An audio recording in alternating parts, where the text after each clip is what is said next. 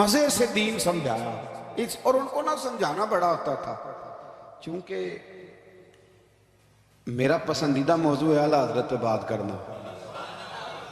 اب میں مطلب کون کون سی بات چھیڑوں اور کون کون سی چھوڑوں، آپ ذرا غور کریں۔ ان کو نہ بات منوانی بھی آتی تھی۔ اعلیٰ حضرت کا فتویٰ ہے کہ جمعے کی دوسری اذان جو ہے نا وہ خطیب کے سامنے کھڑے ہو کے نہیں دینی چاہیے، باہر دروازے پہ دینی چاہیے۔ اعلیٰ حضرت رحمت اللہ علیہ نا جبل پور چلے گئے، سفر تھا، وہاں آپ کے دو خلفاء تھے، باپ بیٹا، مولانا عبدالسلام بھی خلیفہ تھے، مفتی برہان اللہ ان کے بیٹے وہ بھی خلیفہ تھے۔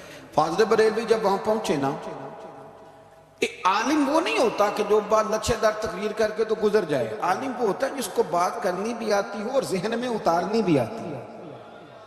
وہ شخص ہے جو پختہ علم رکھتا ہو، اسے پتا ہو کہ کس حکمت کے ساتھ لوگوں کو بات سمجھانی ہے۔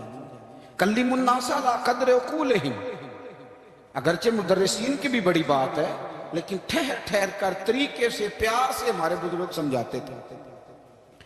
اعلیٰ حضرت سے وہاں کسی نے پوچھا جی جمعے کی دوسری اذان کہاں پڑھنی چاہیے، تو اعلیٰ حضرت فرمانے لگے باہر پڑھنی چاہیے۔ آپ نے وہ فتویٰ دے دیا، وہاں جناب لڑائی شروع ہو گئی۔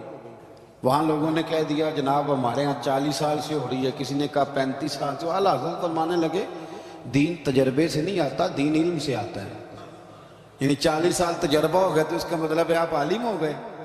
دین کا تعلق تجربے سے و علم سے، وہ بحث ہو گئی۔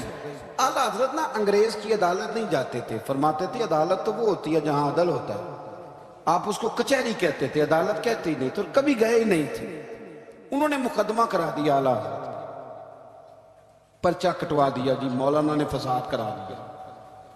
اب وہ جج مسلمان تھا، اس نے ریڈ کر لیا، وہ جو نائب قاصد نہیں، وہ ادری جس کو کہتے ہیں آوازیں دیتا ہے،